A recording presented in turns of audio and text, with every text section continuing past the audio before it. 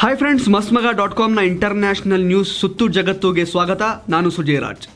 ದಕ್ಷಿಣ ಆಫ್ರಿಕಾದಲ್ಲಿ ಮೊದಲು ಕಾಣಿಸಿಕೊಂಡ ಒಮೈಕ್ರಾನ್ ರೂಪಾಂತರಿ ವೈರಸ್ ಅನ್ನ ಮೊದಲು ನೋಡಿದಾಗ ವಿಜ್ಞಾನಿಗಳೇ ಶಾಕ್ ಆಗಿದ್ರು ಅನ್ನೋ ವಿಚಾರ ಈಗ ಬಹಿರಂಗ ಆಗಿದೆ. ಅಂದಹಾಗೆ ನವೆಂಬರ್ 19ನೇ ತಾರೀಕು ದಕ್ಷಿಣ ಆಫ್ರಿಕಾದ ಲ್ಯಾನ್ಸೆಟ್ ಲ್ಯಾಬೊರೇಟರಿಯಲ್ಲಿ 8 ಜನರ ಕೊರೋನಾ ಸ್ಯಾಂಪಲ್ ಅನ್ನ ಜೀನೋಮ್ ಸೀಕ್ವೆನ್ಸಿಂಗಿಗೆ ಒಳಪಡಿಸಲಾಗಿತ್ತು.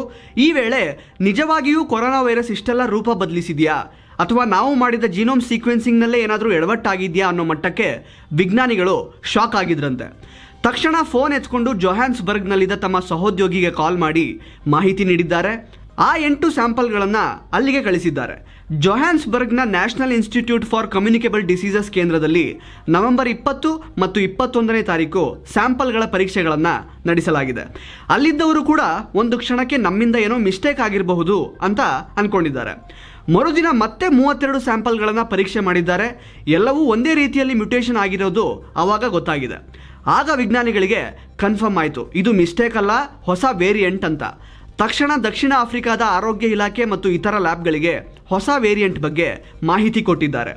ಅದೇ ದಿನ GISAID ಅನ್ನೋ ಗ್ಲೋಬಲ್ ಸೈನ್ಸ್ ಡೇಟಾಬೇಸ್ನಲ್ಲೂ ಕೂಡ ಹೊಸ ವೇರಿಯಂಟ್ ಬಗ್ಗೆ ಡೇಟಾ ಎಂಟ್ರಿ ಮಾಡಿದ್ದಾರೆ. ಈ ವೇಳೆ ಬೋಟ್ಸ್ವಾನಾ ಮತ್ತು ಹಾಂಗ್ಕಾಂಗ್ನಲ್ಲೂ ಕೂಡ ಇಂಥದ್ದೇ ಪ್ರಕರಣ ವರದಿಯಾಗಿದೆ ಅನ್ನೋದು ಗೊತ್ತಾಯಿತು. ಹೀಗಾಗಿ ನವೆಂಬರ್ 24ನೇ ತಾರೀಕು ದಕ್ಷಿಣ ಆಫ್ರಿಕಾದ ಆರೋಗ್ಯ ಇಲಾಖೆ ವಿಶ್ವ ಆರೋಗ್ಯ ಸಂಸ್ಥೆಗೆ ಹೊಸ ವೇರಿಯಂಟ್ ಬಗ್ಗೆ ಮಾಹಿತಿ ನೀಡಿತು. ಹೊಸ ರೂಪಾಂತರಿಯನ್ನ ಮೊದಲು ಪತ್ತೆ ಹಚ್ಚಿದ ವಿಜ್ಞಾನಿಗಳಿಗೆ ಮತ್ತು ವೈದ್ಯರಿಗೆ ಇವಾಗ ಬೆದರಿಕೆ ಬರ್ತಾ ಇದೆಯಂತೆ. ನೋಡಿ, ನೀವು ಹೊಸ ರೂಪಾಂತರಿ ಇದೆ ಅಂದಿದ್ರಿಂದ ದಕ್ಷಿಣ ಆಫ್ರಿಕಾ ಮೇಲೆ ವಿವಿಧ ದೇಶಗಳು ನಿಷೇಧ ಹೇರ್ತಾ ಇವೆ. ಹೀಗಾಗಿ ಹೊಸ ರೂಪಾಂತರಿಯ ಹುಡುಕಾಟವನ್ನು ನೀವು ಕೂಡಲೇ ನಿಲ್ಲಿಸಬೇಕು ಅಂತ ಮೆಸೇಜು ಇಮೇಲ್ಗಳು ಬಂದಿವೆ ಅಂತ ವಿಜ್ಞಾನಿಗಳು ಅಳಲು ತೋಡಿಕೊಂಡಿದ್ದಾರೆ. ಬೇರೆ ದೇಶದಿಂದ ಒಮೈಕ್ರಾನ್ ರೂಪಾಂತರಿ ನಮ್ಮ ದೇಶಕ್ಕೆ ಬರದೇ ಇರಲಿ ಅಂತ ಒಂದೊಂದೇ ದೇಶ ಅನ್ಕೊಂಡು ಇವಾಗ 50ಕ್ಕೂ ಹೆಚ್ಚು ದೇಶಗಳು ಅಂತಾರಾಷ್ಟ್ರೀಯ ಪ್ರಯಾಣದ ಮೇಲೆ ನಿರ್ಬಂಧ ಹೇರ್ತಾ ಇವೆ.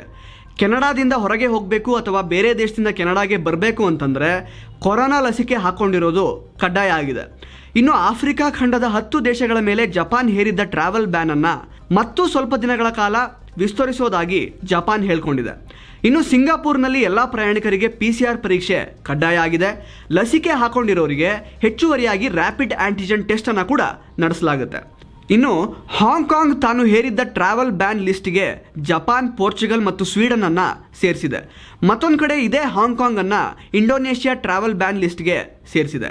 ಹೀಗೆ ಒಬ್ಬರ ಮೇಲೆ ಮತ್ತೊಬ್ಬರು ಟ್ರಾವೆಲ್ ಬ್ಯಾನ್ ಅನ್ನ ಹೇರ್ತಾ ಇವೆ. ಅಮೆರಿಕಾದಲ್ಲೂ ಕೂಡ ಕಠಿಣ ನಿಯಮಗಳು ಜಾರಿಗೆ ಬರುವ ಸಾಧ್ಯತೆ ಇದೆ.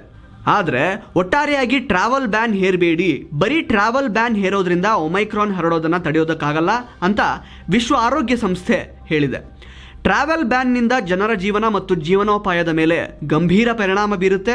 ಹೀಗಾಗಿ ಎಲ್ಲ ಅಂಶಗಳನ್ನು ಪರಿಗಣಿಸಿ ನಿರ್ಧಾರವನ್ನು ಕೈಗೊಳ್ಳಿ. ಜೊತೆಗೆ ಲಸಿಕೆ ಹಾಕೊಳ್ಳದೇ ಇರೋರು, ವಯಸ್ಸಾದವರು ಪ್ರಯಾಣ ಮಾಡೋದನ್ನು ಆದಷ್ಟು ಅವಾಯ್ಡ್ ಮಾಡಿ ಅಂತ WHO ಅಂದರೆ ವಿಶ್ವ ಆರೋಗ್ಯ ಸಂಸ್ಥೆ ಹೇಳಿದೆ. ಇನ್ನು ಲಸಿಕೆ ಹಾಕಿಸಿಕೊಂಡವರ ಮೇಲೆ ಒಮೈಕ್ರಾನ್ ಪರಿಣಾಮ ಬೀರುತ್ತಾ?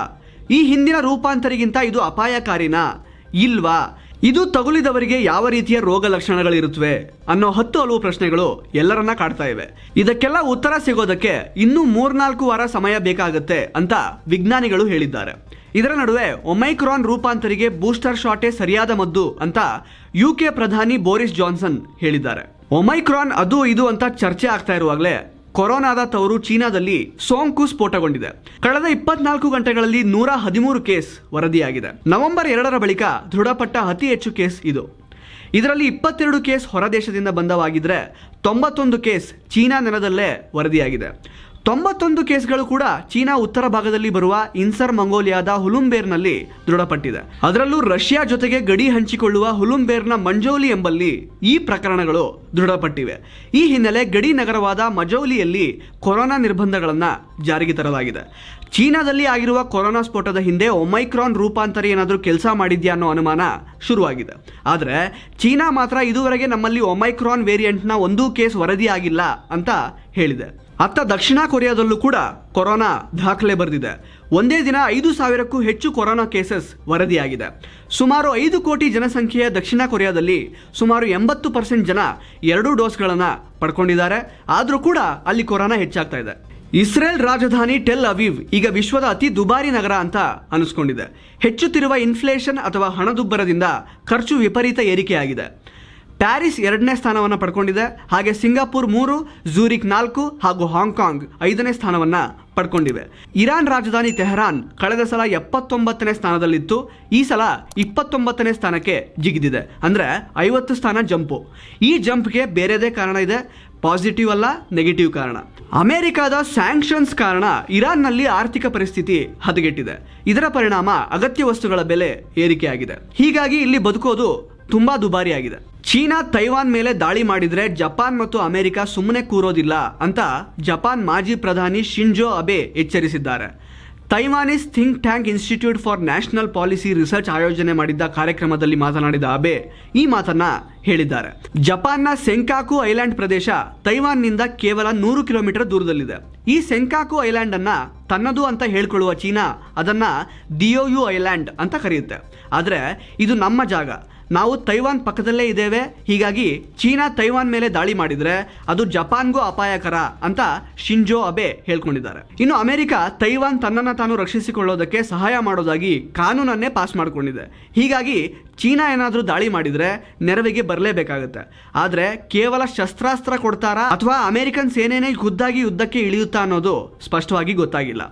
ಇತ್ತೀಚೆಗೆ ಮಾತನಾಡಿದ್ದ ಅಮೆರಿಕದ secretary of state Antony Blinken China ಏನಾದರೂ ತೈವಾನ್ ಸುದ್ದಿಗೆ ಹೋದರೆ ಅಮೆರಿಕ ಮತ್ತು ಮಿತ್ರರು ಸೇರಿಕೊಂಡು ಆ್ಯಕ್ಷನ್ ತಗೋತೀವಿ, ಎಷ್ಟು ಆ್ಯಕ್ಷನ್ ತಗೋತೀವಿ ಅನ್ನೋದನ್ನು ಈಗಲೇ ಹೇಳೋಕೆ ಆಗಲ್ಲ ಅನ್ನುವಂತಹ ಹೇಳಿಕೆಯನ್ನು ಕೊಟ್ಟಿದ್ರು. ಇನ್ನು ತೈವಾನ್ ಅಧ್ಯಕ್ಷೆ ಸಾಯ್ ಇಂಗ್ ವೆನ್ ಕೂಡ ಚೀನಾ ಏನಾದರೂ ದಾಳಿ ಮಾಡಿದರೆ ಅಮೆರಿಕ ನಮ್ಮನ್ನ ಕಾಪಾಡುತ್ತೆ ಅಂತ ಹೇಳಿಕೆ ಕೊಟ್ಟಿದ್ರು. ಇದೇ ವೇಳೆ ಜಗತ್ತಿನ ಮತ್ತೊಂದು ಕಡೆ ತ್ರಿಕೋನ ದ್ವೇಷದ ಕತೆ ನಡೀತಾ ಇದೆ. ಅದು ಅಮೆರಿಕ, ರಷ್ಯಾ ಮತ್ತು ಯುಕ್ರೇನ್ ನಡುವೆ. ಚೀನಾ ಹೇಗೆ ತೈವಾನ್ ಅನ್ನ ನುಂಗ್ ಹಾಕೋದಕ್ಕೆ ಸ್ಕೀಮ್ ಹಾಕ್ತಾ ಇದೆಯೋ ಅದೇ ರೀತಿ ರಷ್ಯಾ ಯುಕ್ರೇನ್ ಅನ್ನ ನುಂಗ್ ಹಾಕೋದಕ್ಕೆ ಸ್ಕೀಮ್ ಹಾಕ್ತಾ ಇದೆ.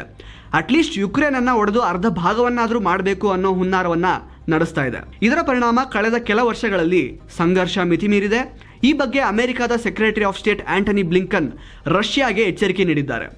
ಯುಕ್ರೇನ್ ಮೇಲೆ ದಾಳಿಯಂತಹ ಹೆಜ್ಜೆ ಇಟ್ಟರೆ ಗಂಭೀರ ಪರಿಣಾಮವನ್ನು ಎದುರಿಸಬೇಕಾಗುತ್ತೆ ಅಂತ ಹೇಳಿದ್ದಾರೆ. ಯುಕ್ರೇನ್ ಗಡಿಯುದ್ದಕ್ಕೂ ರಷ್ಯಾ ಸೇನೆ ಜಮಾವಣೆ ಜಾಸ್ತಿ ಆಗ್ತಾ ಇರೋ ಹಿನ್ನೆಲೆಯಲ್ಲಿ ಅಮೆರಿಕ ಈ ಪ್ರತಿಕ್ರಿಯೆ ನೀಡಿದೆ. USA ಅಂದ್ರೆ ಯುನೈಟೆಡ್ ಸ್ಟೇಟ್ಸ್ ಆಫ್ ಅಮೆರಿಕ. ಆದರೆ ಇದನ್ನ ಯುನೈಟೆಡ್ ಸ್ಟೇಟ್ಸ್ ಆಫ್ ಸಡನ್ ಶೂಟೌಟ್ಸ್ ಅಂತ ಚೇಂಜ್ ಮಾಡಬೇಕಾಗುತ್ತೇನೋ. ಯಾಕೆಂದ್ರೆ ಅಮೆರಿಕದಲ್ಲಿ ಮತ್ತೊಂದು ಶಾಲೆಯಲ್ಲಿ ಶೂಟೌಟ್ ಆಗಿದೆ. ಮಿಚಿಗನ್ ಹೈಸ್ಕೂಲ್ನಲ್ಲಿ ಆಗಿರುವ ಈ ಘಟನೆಯಲ್ಲಿ 15 ವರ್ಷದ ವಿದ್ಯಾರ್ಥಿ ಗುಂಡು ಹಾರಿಸಿ 3 ವಿದ್ಯಾರ್ಥಿಗಳನ್ನ ಕೊಂದಿದ್ದಾನೆ. ಇತರ 8 ವಿದ್ಯಾರ್ಥಿಗಳು ಗಾಯಗೊಂಡಿದ್ದಾರೆ. ದಾಳಿಕೋರ ವಿದ್ಯಾರ್ಥಿಯನ್ನ ಬಂಧಿಸಿ ಆತನ ಕೈಲಿದ್ದ ಬಂದೂಕನ್ನ ವಶಪಡಿಸಿಕೊಳ್ಳಲಾಗಿದೆ. ಮೃತಪಟ್ಟವರಲ್ಲಿ 16 ವರ್ಷದ ಒಬ್ಬ ಬಾಲಕ ಹಾಗೂ 14-17 ವರ್ಷದ ಇಬ್ಬರು ಬಾಲಕಿಯರು ಸೇರಿದ್ದಾರೆ. ಈ ದಾಳಿಗೆ ಕಾರಣ ಏನು ಅನ್ನೋದನ್ನ ಇನ್ನೂ ಬಾಲಕ ಬಾಯ್ಬಿಟ್ಟಿಲ್ಲ. ಶ್ರೀಲಂಕಾದಲ್ಲಿ ದೇಶದಾದ್ಯಂತ ಅನೇಕ ಅಡುಗೆ ಮನೆಗಳಲ್ಲಿ ಸಿಲಿಂಡರ್ಗಳು ನಿಗೂಢ ರೀತಿಯಲ್ಲಿ ಸ್ಫೋಟಗೊಂಡಿವೆ. ಒಂದೇ ದಿನ 14 ಕಡೆ ಸಿಲಿಂಡರ್ ಸ್ಫೋಟ ಆಗಿದೆ. ಇದರ ಪರಿಣಾಮ ಶ್ರೀಲಂಕಾ ಸರ್ಕಾರನೇ ಬೆಚ್ಚಿಬಿದ್ದಿದೆ. ಒಂದೇ ಸಲ ಇಡೀ ದೇಶದಲ್ಲಿ ಅನೇಕ ಕಡೆ ಇದು ಹೇಗೆ ಸಿಲಿಂಡರ್ ಸ್ಫೋಟ ಆಗಿರೋದು ಅಂತ ಚೆಕ್ ಮಾಡೋದಕ್ಕೆ ತನಿಖಾ ಸಮಿತಿಯನ್ನ ರಚನೆ ಮಾಡಲಾಗಿದೆ. ಖುದ್ದು ಶ್ರೀಲಂಕಾ ಅಧ್ಯಕ್ಷ ಗೋಟಬಯ ರಾಜಪಕ್ಸ ಮಧ್ಯಪ್ರವೇಶ ಮಾಡಿದ್ದಾರೆ. 8 ಸದಸ್ಯರ ತನಿಖಾ ತಂಡವನ್ನ ರಚನೆ ಮಾಡಿದ್ದಾರೆ.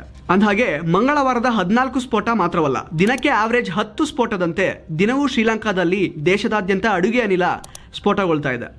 ಜನ ಗಾಯಗೊಳ್ಳೋದು, ಪ್ರಾಣ ಹಾನಿಯಾಗೋದು ವರದಿ ಆಗ್ತಾ ಇದೆ. ಹೀಗಾಗಿ ಇದನ್ನ ಸೀರಿಯಸ್ ಆಗಿ ತಗೊಂಡಿರುವ ಶ್ರೀಲಂಕಾ ಸರ್ಕಾರ ಈಗ ಕಾರಣ ಪತ್ತೆ ಹಚ್ಚೋದಕ್ಕೆ ಮುಂದಾಗಿದೆ. ಸೊ ಫ್ರೆಂಡ್ಸ್, ಇದಾಗಿತ್ತು ಇವತ್ತಿನ ಜಗತ್ತಿನ ಸುತ್ತಾಟ. ಮತ್ತೆ ಭೇಟಿಯಾಗೋಣ. ಧನ್ಯವಾದಗಳು.